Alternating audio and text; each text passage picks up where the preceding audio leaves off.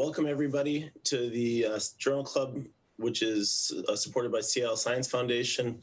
My name is Chris Kepler from Rothman Institute and Thomas Jefferson University in Philadelphia, and the co-host is Greg Schroeder, who's also online. Tonight we're going to talk about something which, I'm not sure it's evolving quickly, but probably warrants some evolution in the treatment strategies for, which is the unilateral cervical facet fractures.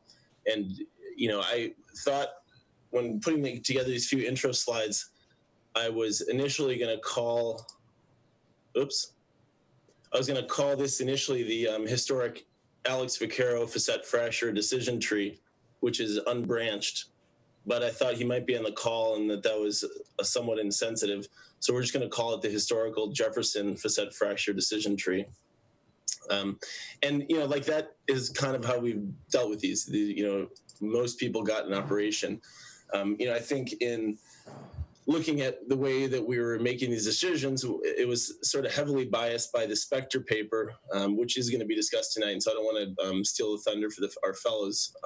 But this ended up being the kind of basis for the SLIC's treatment of unilateral facet fractures. And, there are some problems with the paper, some limitations with the paper. And so we were always kind of like wondering if there's some better way to treat these patients out there rather than just, putting a plate or 4 screws in all of them. So without further ado, I'd like to jump into the first presentation by Sri Devi, and we will stop after each talk to have some discussion.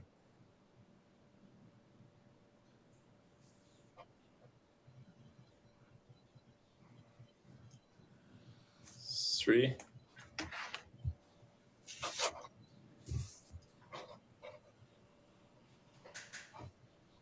Sri, your microphone's still muted. Yeah, got it. Sorry. Let me just go back to here. All right, so the title of this study is Clinical Outcomes of 90 Isolated Unilateral Facet Fractures, Subluxations, and Dislocations Treated Surgically and Non-Operatively. So this was a multi-center study that was formed by the Spine Trauma Study Group. It was done at 9 centers and included 13 surgeons. And just of note, in their disclosures, this is supported by an educational/research grant from Medtronic. So the rationale for this was that, at that time, this was published in 2007. There was a lot of controversy surrounding the management of these injuries, including like the diagnostic workup, the timing of closed versus open reduction, non-operative versus operative treatment, and then if operative treatment was chosen, the optimal technique of stabilization. Historically, facet fractures that included translation up to 25% of the AP diameter of the adjacent vertebral body were considered unilateral facet injuries. So if A divided by B was less than or equal to 25%. And then the amount of deformity was also sort of calculated with the amount of kyphosis via Cobb angle. These injuries are thought to involve a degree of rotational instability. So when the injured facet and lateral mass sort of rotates around the intact contralateral facet, you can imagine some rotational instability there. And there's also a degree of ligamentous injury that can occur to this contralateral facet, including the discal ligamentous complex and then the posterior annulus. So there may be a sort of a spectrum of injury, despite it being a unilateral facet fracture or subluxation, that may go uncaptured. And typically, if there's 50% subluxation, this was considered bilateral facet injury. And in addition, it's difficult to compare results of treatment because there's a lack of standardized and validated outcome instruments. The studies didn't involve a homogeneous population, inadequate power studies, and then there's also highly variable treatment. Previous studies all sort of identified superior outcomes with operative treatment. So the purpose of this multi-center study was to determine which patient measures specifically were associated with the best outcomes, and then which patients returned to normal general health status. So like I said, multi-center, 9 centers, 13 surgeons. They included patients with unilateral facet fracture, subluxation, or dislocation in the subaxial cervical spine, with subluxation less than or equal to 25%.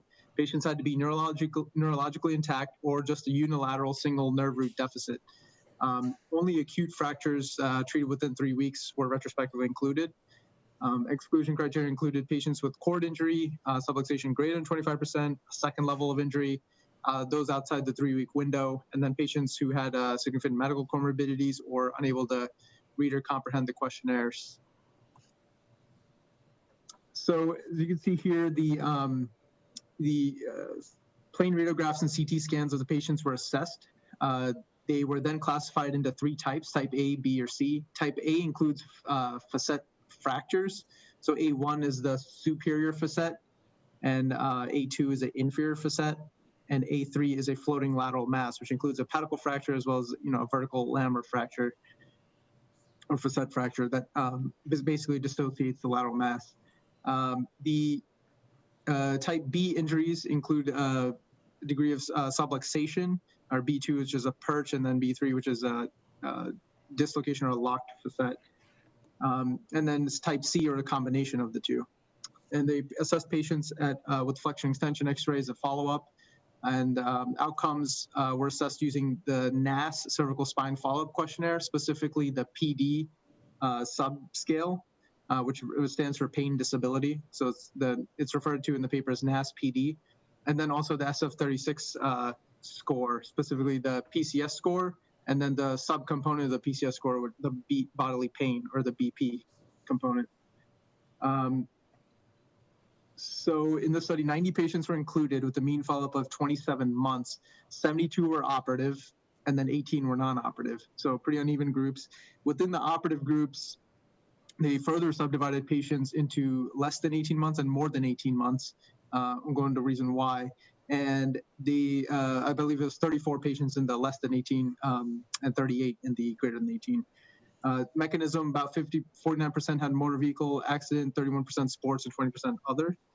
Looking at table 1, if you go down to the bottom, length of stay was the only one that was significantly different between groups, with the operative group had a much higher length of stay than the non-operative, which makes some intuitive sense.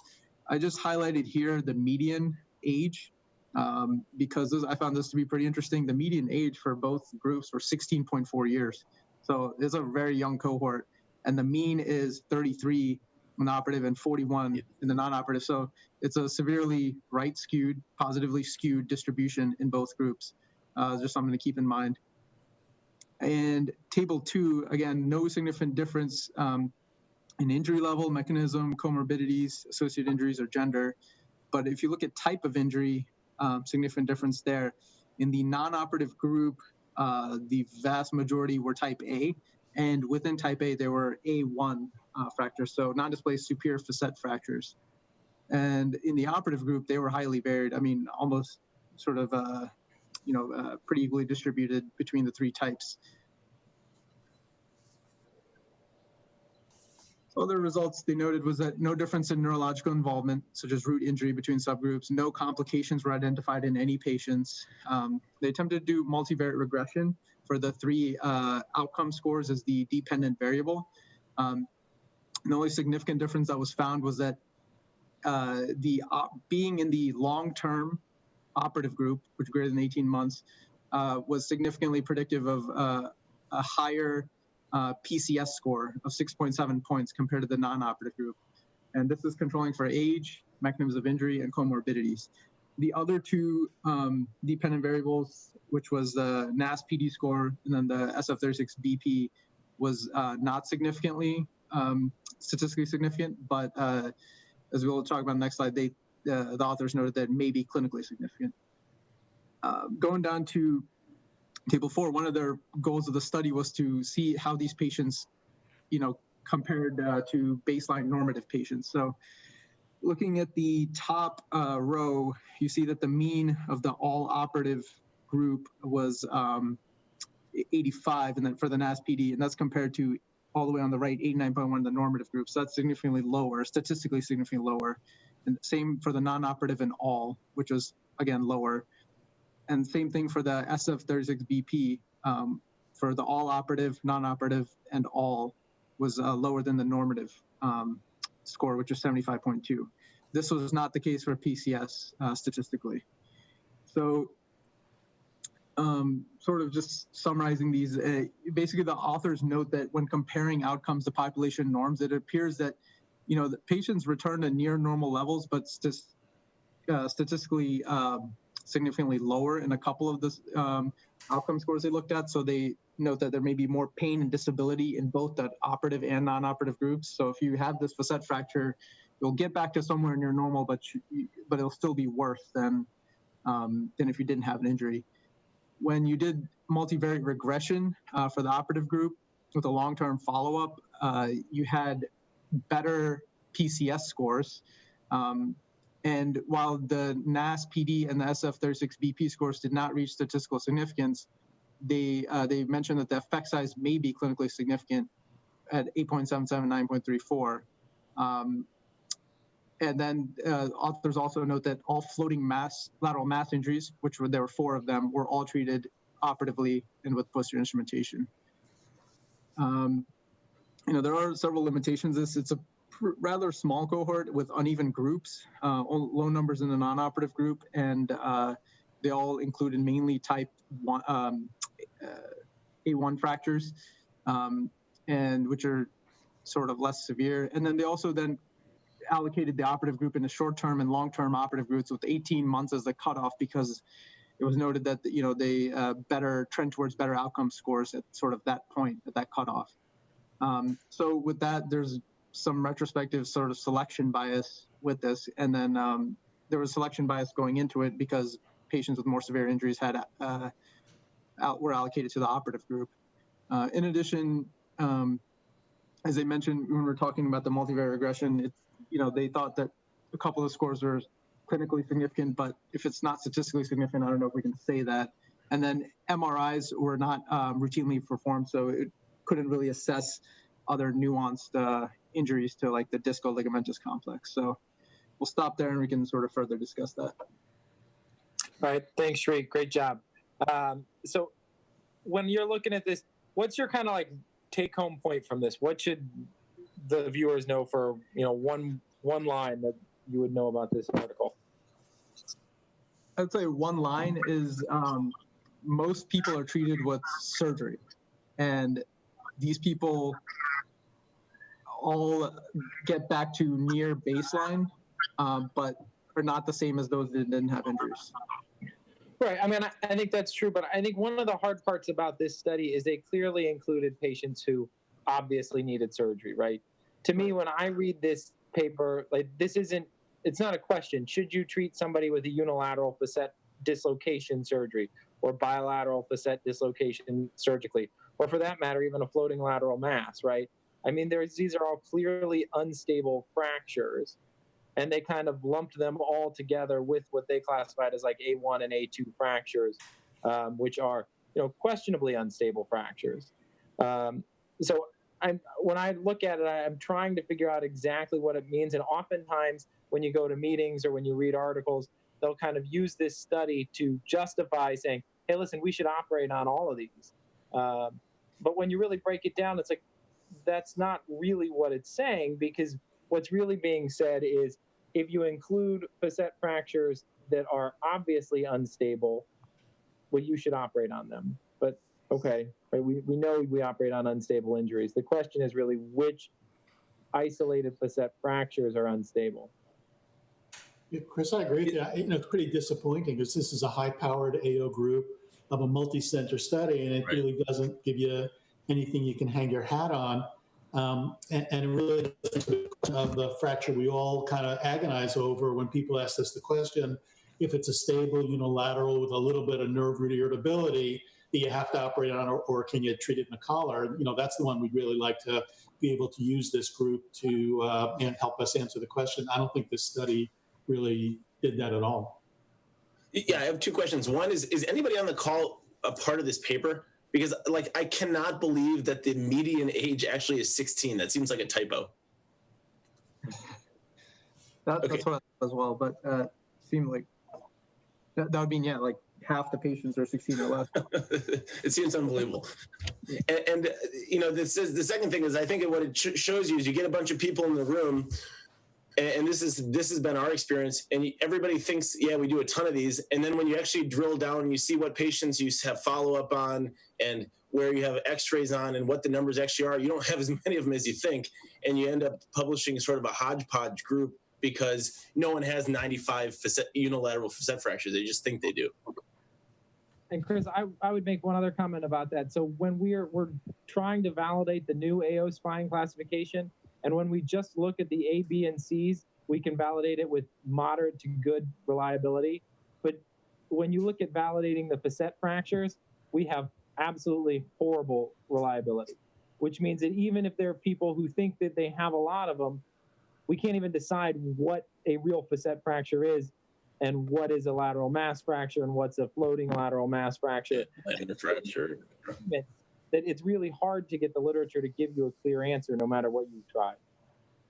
Dr. Sasso, anything to weigh in? You want to weigh in on this? I saw him on there with his headphones. Yes. Can you hear me? Yeah, we can. Yeah. So I think you've all hit the nail on the head. This is not really a prospective randomized controlled trial. This is a retrospective look at what may not even be the same type of injury. I mean, an injury that spans something from fairly stable to severely unstable. And so I'm not sure what information this actually gives us, other than you can operate on these patients and they do okay. They almost make it back to normal. We're not hurting them, by operating on them. That's always our goal. Don't hurt people when operating on them. Exactly. It'd be super nice to have a defined set of patients that were the same and that we were able to prospectively look to see whether or not surgery made them better than if we treated them non-operatively. But I think that's what they try to do with this, but that's not the information we get from this. All right, well, let's button that one up and then move along. If we could switch the controls back over. All right, I'm Vadim Gaz, and I will be presenting the Spector paper. Let's see if I can figure it out.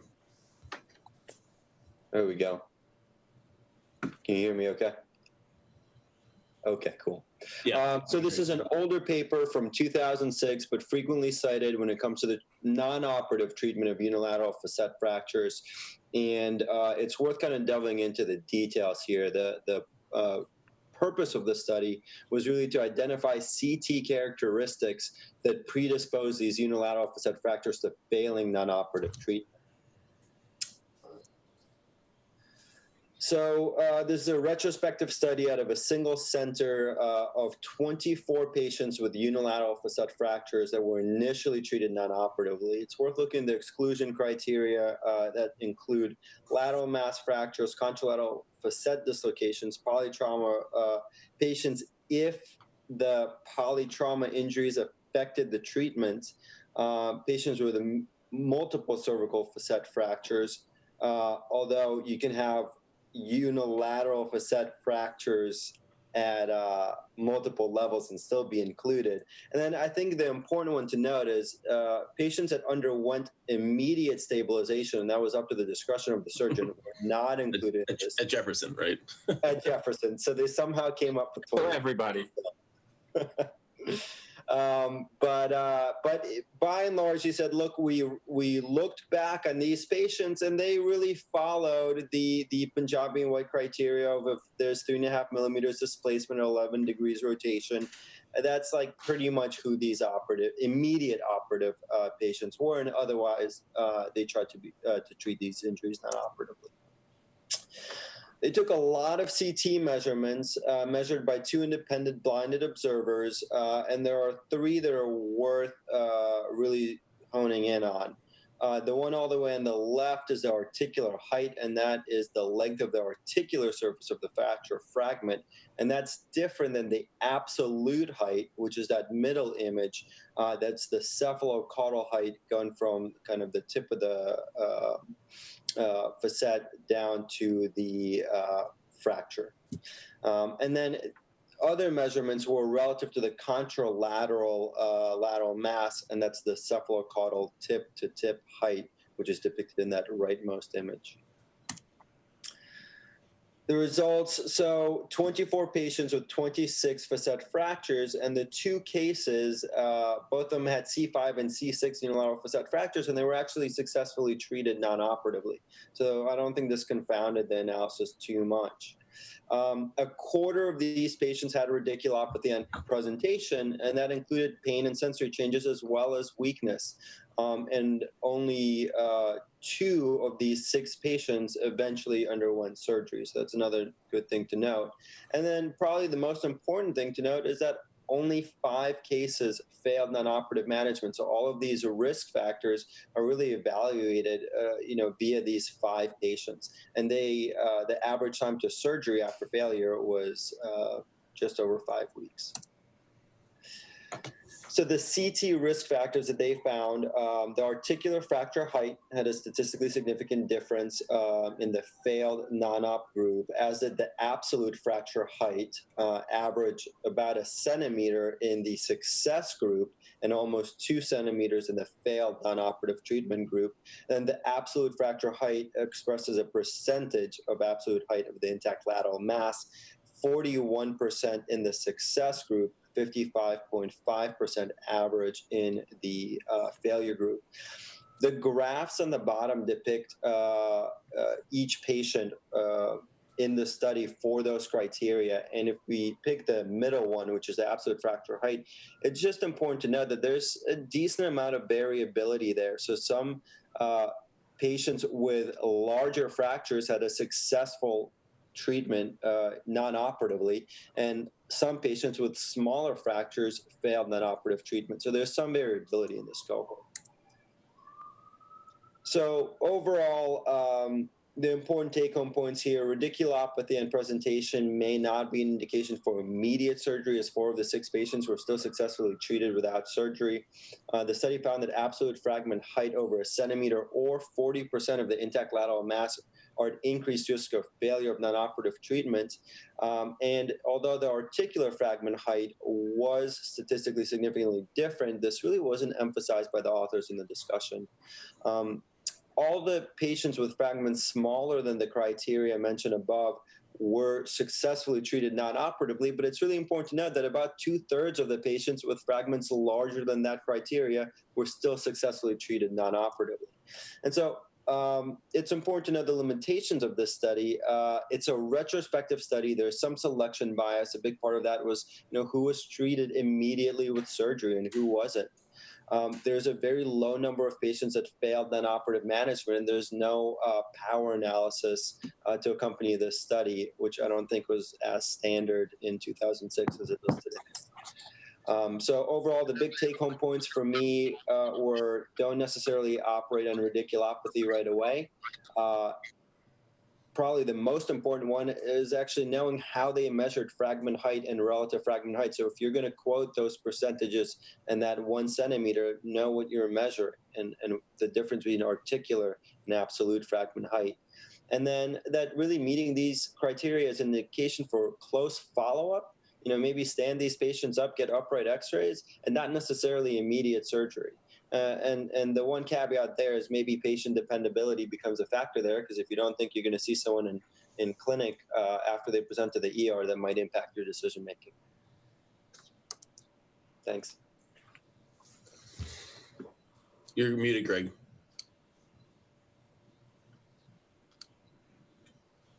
Greg, you're muted. Sorry, can you hear me now? Yeah. Thanks, Vadim. Great job. So one of the big questions that I had in your presentation was, you had these people who failed, but did any of them have kind of catastrophic failure, or was this just they failed radiographically? So they didn't note the nature of failure.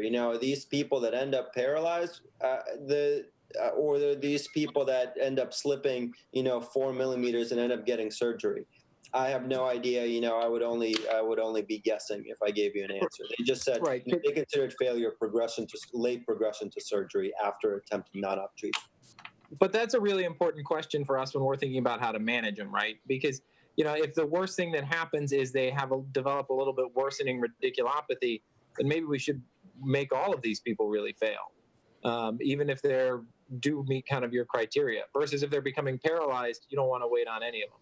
So I think that's kind of a major limitation whenever I read this paper that I think of as, I would assume that if there was some kind of catastrophic neurologic injury, they would have said so, but I'm not really sure. I think we rely on this paper a lot. Like, this is sort of what we quote in our morning conferences in evaluating fractures. And I think that seen through the retrospectoscope of like the level of evidence and stuff like that, like it's like a little bit, probably not the best paper to be making clinical decisions on doing surgery on, particularly because when we're using like this one, very often we're like using this 1 centimeter, 40% sort of cutoff as saying, we're keeping these people safe. Let's do a surgery on them because we know if it's, this is the group that falls apart. But even applying the criteria, just to reiterate what Vadim says, applying the criteria of the Spector paper to the Spector paper patients, most of them get an operation they don't need. Yeah, so let me. Can you guys hear me, Chris? Yep, yeah, it's perfect. It's a complicated topic because I could argue each way. I started initially treating these non-operatively, and then I had some high-profile failures where, people sent to me electively. It's always a weird thing. If you see a trauma patient, you take care of a trauma patient, you don't know who they are, you shake their hands, they meet you for the first day, you treat them, they may do well or fail. When they get sent to you because of who you are, and then they fail because you treated it non-operatively, I've been burned by these fractures, so I tend to, as people pick on me, be much more aggressive than maybe I should be, and I always fix them. And then I sit back and I go, okay, I don't have to worry about them slipping. So I probably am wrong being so aggressive, but I haven't figured out who's going to slip and who's not going to slip. Right. We don't have another set of criteria. Yeah. We tried to at Jefferson keep a registry, and we kind of did it for a while, but we didn't do it. I guess we just a massive registry accumulating all these patients and looking at them, and maybe we'd have more insight into the natural history. I operated on 2 patients that showed up in my clinic last year that were less than 1 centimeter, less than 40%, and had fairly progressive weakness a week later. So I just don't think that this number really means anything. I just don't know which ones to operate on and which ones not to. So, Alex, I think the question that was asked is, what happened when your high-profile patient failed? Did he just radiographically fail and then you're able to fix him and did fine? Or did he catastrophically fail? So this is what happens when they fail. They come back and I start talking to them before I look at the x-ray, and they're like, I'm having a lot of shoulder pain. I'm having a lot of shoulder pain. It's neck pain, shoulder pain. And then I look at the x-ray and they've slipped. Now they're maybe at 4 or 5 millimeters and they're not feeling good. And I'm like, And then I go anteriorly, I lift up the vertebral bodies, I open up the frame, and they did better. So, I've learned over time when to be aggressive. So two areas that I'm very aggressive, and the guys will tell you, odontoid fractures and facet fractures, I'm very aggressive. If it's less than 1 centimeter, less than 40%, I could talk myself out of operating on a facet fracture. But if it hits that Spector number, I'm just like, free pass, I'm operating. Yeah. Yeah, we still quote it every week. This is like what we use as our yardstick. We're like right or wrong, but we're just waiting for some, if there's something better out there, we haven't found it yet.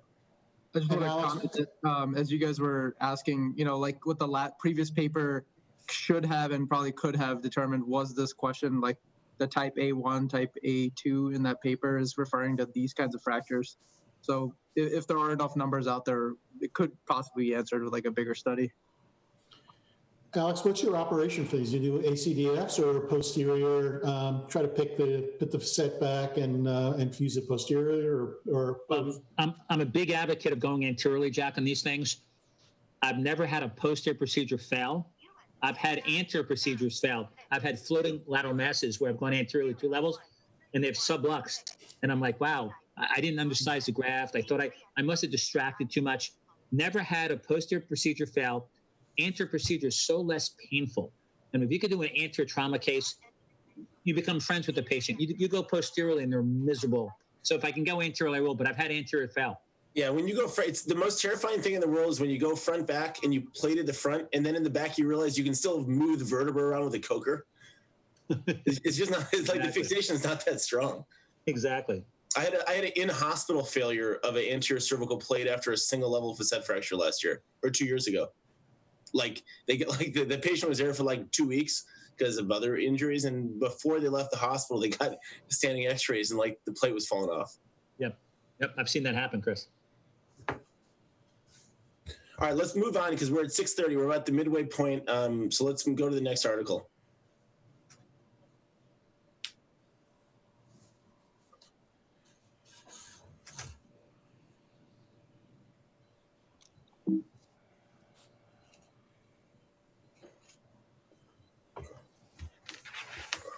All right, so hi, I'm Karthik Sharma. I'm also one of the Rothman Fellows, and I have the pleasure of presenting this 2019 article published in the Global Spine Journal by Stephen Paler and colleagues out of the University of Alabama on the clinical outcomes of cervical facet fractures treated non-operatively with hard collar and halo mobilization. And this is an expansion on the previous paper presented by my colleague, Vadim Gaz. So this study was a retrospective review, and the primary purpose of this study was to evaluate the rate of non-operative treatment failure for unilateral cervical facet fractures at single or multiple levels. The secondary goal of the study was to validate the utility of the CT-based criteria for identifying risk factors for failure of non-operative management that was just presented in that Spector et al. Paper. So the inclusion criteria for this paper was any patient with a primary diagnosis of unilateral cervical spine facet fractures at single or multiple levels, and this included patients with both simple and comminuted fractures. And the exclusion criteria included fractures causing any instability causing spondylolisthesis, dislocated or perched facets, bilateral fractures at the same level, floating lateral mass, spinal cord injuries causing symptoms beyond an isolated radiculopathy, any thoracic or lumbar spine injuries, or any avulsion fractures of the facet being less than 1 millimeter in width. And then lastly, any patients who didn't have the CT imaging for validation or inadequate follow-up being less than 8 weeks. So during the initial study period from 2007 to 2014, more than 1,500 patients were identified, but only 134 patients met inclusion criteria for the study. An additional 46 patients had inadequate imaging or follow-up, and therefore the final analysis was performed on 88 patients. Of this group of 88 patients with 106 unilateral facet fractures, 21 were initially treated with surgery, and they all achieved a stable union. The remaining 67 were treated non-operatively, of which 56 successfully were treated, but 11 out of those 67 failed non-operative treatment and required surgery, resulting in a failure rate of 16.4%. So the group attempted to determine the factors that predicted failure of non-operative treatment and determined that age and gender did not play a significant role. However, they did find that the criteria previously proposed by Spector of absolute fracture height greater than 1 centimeter and greater than 40% involvement were significant predictors of failure. Additionally, they also identified patients who weighed over 100 kilograms and patients who had fracture comminution, defined as greater than 2 fragments on CT cuts, were also predictors of non-operative failure. So this is just, again, a diagram showing what was previously presented by Vadim. So I'm just going to quickly skip over it. Image A on the left is just a definition of the absolute fracture height, how to measure that. And then image B on the right is the contralateral intact facet, and measuring the distance A over B is how you calculate the percent involvement. So looking at the successfully treated non-operative group, 48 out of 56 either had an absolute fracture height less than 1 centimeter or less than 40% involvement. In 8 of these 56 patients, they had both an absolute fracture height greater than 1 centimeter and greater than 40% involvement, and still went on to be successfully treated non-operatively. In the non-operative failure group, all 11 patients had both an absolute fracture height greater than 1 centimeter and greater than 40% involvement. So based on their results, the study found that the Spector criteria to have a sensitivity of 100% and a specificity of 85.7%. And this study obviously did have some limitations in that there was a small number of patients with multiple level facet fractures, and therefore they could not analyze if this was a predictor of failure. Additionally, not all patients had MRIs, so they were not looked at concurrently to evaluate for any discal ligamentous injuries that could have contributed to failure in the non-operative group. So in conclusion, this study supports the previous criteria proposed by Spector that a fracture height greater than 1 centimeter and greater than 40% involvement predicts failure of non-operative treatment. But the key difference here is that this study proposes that both criteria must be met to predict failure. They also identify that patients with comminuted fractures and those that weigh greater than 100 kilograms are also at risk for non-operative treatment failure. Thanks. Thanks, Karthik. So, first of all, maybe this is may reinforce a little bit what I think a lot of people think about the Spector data, or the Spector paper, getting back to that again, which is that it's a conservative, safe set of criteria, right? You're not going to lose if you operate on people who have a bigger than 40% and a bigger than a centimeter fragment. The question is, is there a better number out there, or is there another consideration that would help you figure out which of the people under that criteria would get an operation that don't need it? And that's where I think the value in this paper may be in identifying the greater than 100 kilogram, the other predictors of failure. Again, I don't want to keep picking on Vaquero, but what do you think? What else is out there? Is there something better? Yeah, Chris, I don't think there is. I think that we've been affected by our past successes and failures. You had just mentioned you had that case where someone failed on an anterior-cervical fusion. So these are the treatment things I keep in mind. If I distract and if I go anteriorly, that's going to fail. That's my trigger to go posteriorly on this type of fracture. If it appears to be somewhat stable, I'll go anteriorly. I tend to err on being more aggressive. If I definitely do not want to fail and I'm not worried about neck pain, I go posteriorly. But out of that, we just have to keep registries. We just have to cull these patients out. We just have to, pull our experiences together. It may be one of those studies that Dan Ruud did a while ago, where he said, "Listen, send me all the cases you have and your experience on facet fractures, rather than having a prospective cohort of patients in the registry." We then pull people and say, "Listen, send all your cases in." That may be the next best thing to do. Yeah, but Alex, I'd argue that even that's not great, because if we can't have a good reliability between people looking at facet fractures and determining what it is, even if you have one person who says, "Oh, listen, mine is 1 centimeter and 40%, but what's 1 centimeter to me is very different to somebody else." Alternate facts. That's what the AO spine data said to me when we did that. To Greg Schroeder, 4 centimeters is massive, so we have to keep that in mind. Absolutely. Yikes.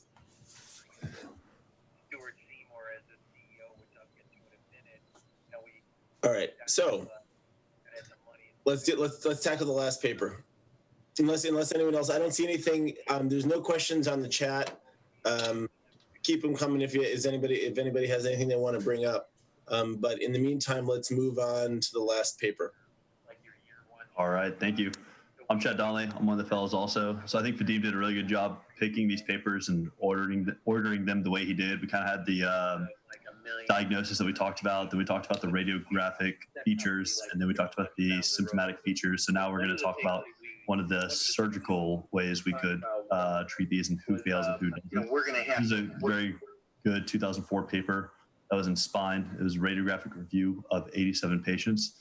Their inclusion level or criteria were unilateral and bilateral facet dislocations, as well as fracture dislocations, and all of these patients were treated with an ACDF procedure.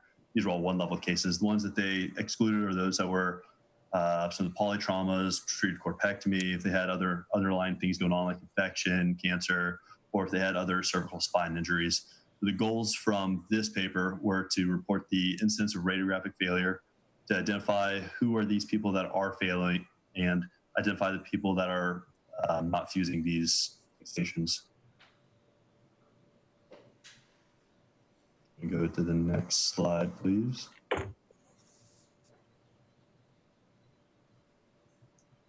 Perfect. So here's kind of an example of what they're talking about. So the image on the far side is going to be showing that there's a bilateral facet fracture at 6-7. They're going to treat it. It's going to be the immediate post-op film. They're going to have measurements I'm going to show on the next page. And then if they failed, as you see in the far picture, that's obviously an example of a failure. So what they did is in these retrospective review of the 107 cases, they had 87 with complete radiographs that they were able to include. and they defined a radiographic failure as a change in translation of 4 millimeters. And they also had a angulation change in 11 degrees between the immediate post-op films and their most recent follow-ups as another assessment of failure, in addition to the lack of fusion. The results, they had bilateral facet fractures in 75% of the patients, unilateral facet fractures in 25% of the patients. And of all the patients they had end plate fractures in 17% of these. What this translated into is at the time of the injury, they're able to see the amount of displacement they had, the amount of dislocation and translation they had was obviously higher in those with bilateral facet fracture dislocations, as you'd expect. The kyphosis is also larger in that group. After the ACDF, the translation was corrected to almost 0.3 millimeters, and the alignment was corrected on average to 0.45 degrees, and that reflects more the normal kyphosis you would see, the more normal lordotic alignment. At final follow-up, the mean translation was 0.9 and maintained alignment of 3.6 degrees, and that was suggesting that there was more normal lordosis in the majority of cases. So then they looked at which patients failed. So radiographically, they had failures in about 13% of these patients. Of these patients that failed, 64 of these patients also had a non-union. They looked at those that had a union but still failed unacceptably, and they included those also. So then they decided, now we know kind of this criteria, who fails and who doesn't fail. And they found that those patients that are more likely to fail based on angulation and translation are those with an end plate fracture, as well as those that have a facet fracture. Those that are more likely to have a non-union are those that have an end plate fracture.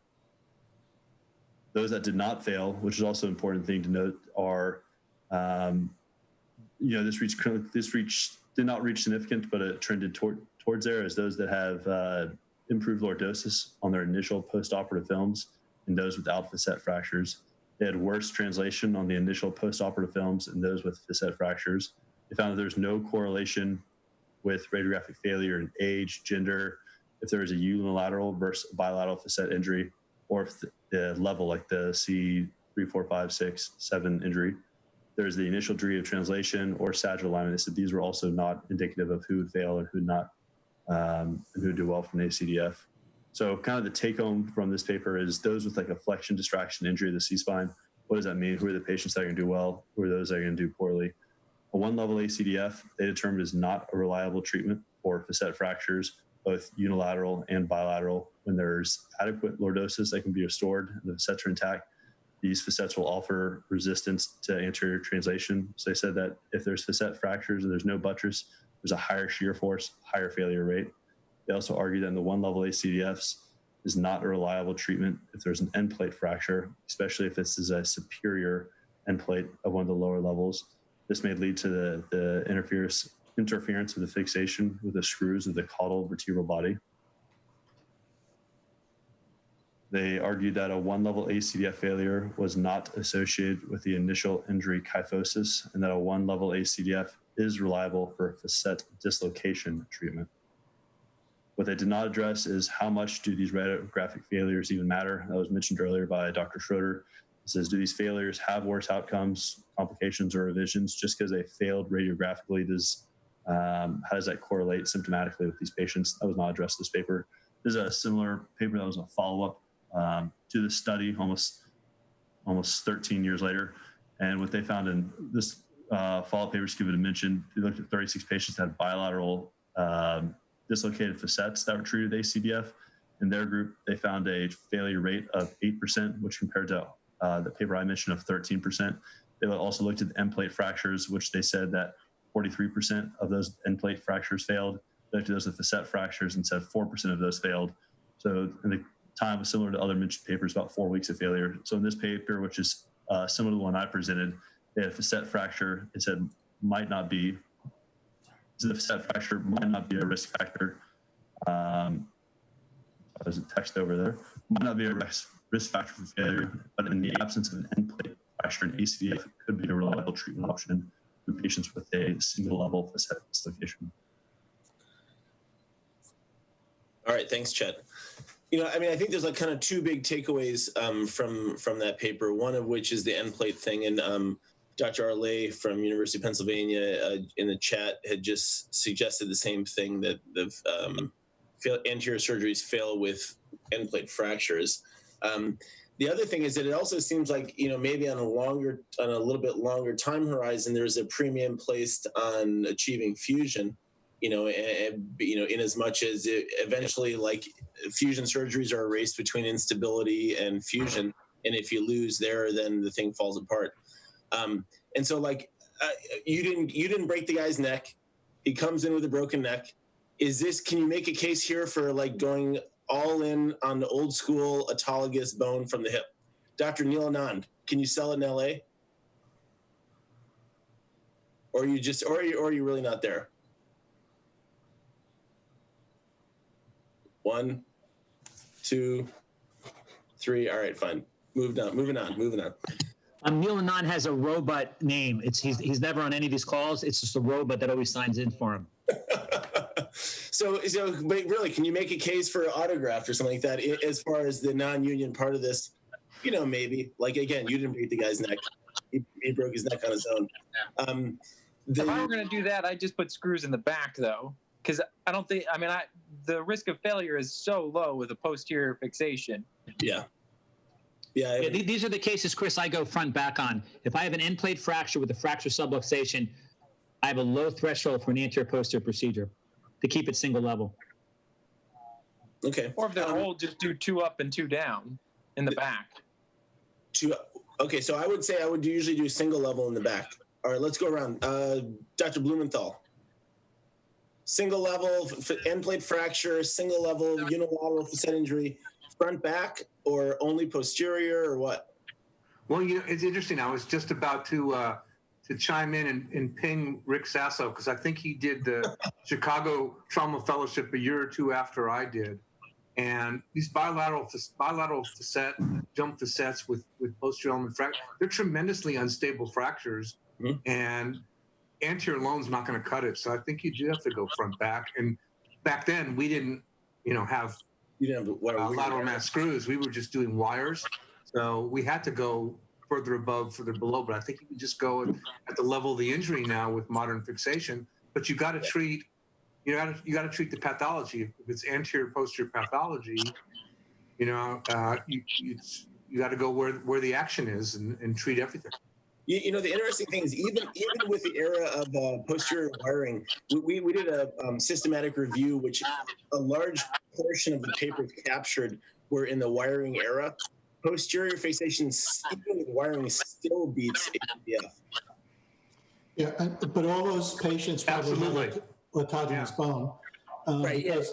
Sure. In the days before, when you guys were born, back at Rancho Los Amigos, we had the worst patient population. They were so bad that LA County turfed those patients to us. So when we reviewed, 113 of those patients, they had 100% fusion rate with wires and autogenous bone in the worst patient population that you could, and the most uncooperative patients you could find.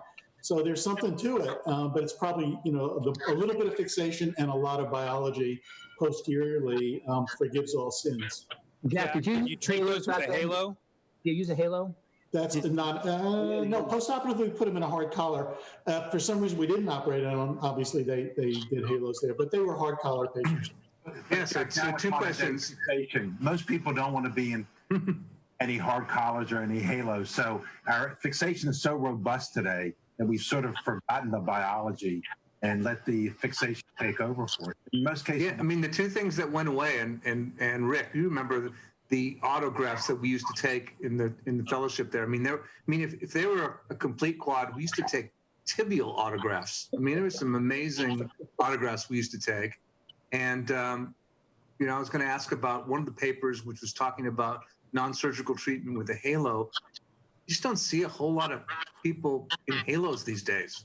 The morbidity of just going ahead. If it's halo worthy, the morbidity of just going ahead and operating on it, like Alex said on the unilateral facet fractures, just do the surgery. A halo is much more morbid than an ACDF. Yeah, I think like just kicking back to the very beginning of this whole thing.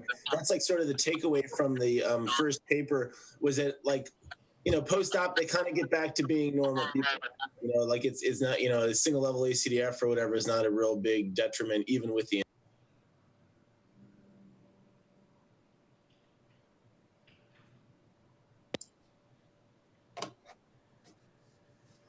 So, Chris, what's the take-home message for the fellows? Take-home message for the fellows is where I think we are now, which is that anything that shows that this is an unstable injury, you fix it, right? Like you didn't break the guy's neck. Number one. Number two, a fracture that seems stable, then it's like you got to round on the patient and see if you think this is a dirtbag or this is a person that's going to come back, because that's like the next decision point. It's like if that person's not going to come back, like then do them a favor, do a single level surgery and get them out the door. And if they're going to come back and you can see them in a week or two in clinic, then we don't operate on them if you can avoid it. And it's like kind of like it's a little bit of an unsavory answer, but I think welcome to Philadelphia. Yeah, and Chris said the most important thing, you have to see these people back in a week, because if you see them later and they slip and they're in a bad mood, you never lose if you see them in a week. And you say, listen, things may change. I may have to operate on you. They'll never get angry at you.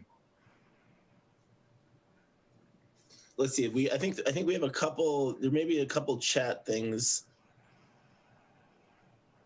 Okay, so I can't see the name. Neil is multitasking. Someone wrote that they use tricortical bone for ACDF on trauma patients if they smoke. If it's a bilateral facet fracture, they do front backs, similar to what Dr. Vaquero said earlier. And then I can't see the person's name because I don't think I have my window big enough. But the point is what's the downside of a 1.5-inch incision and a little wedge of bone? Not that much. You probably can't sell it in LA, but you can sell it when you didn't break the person's neck.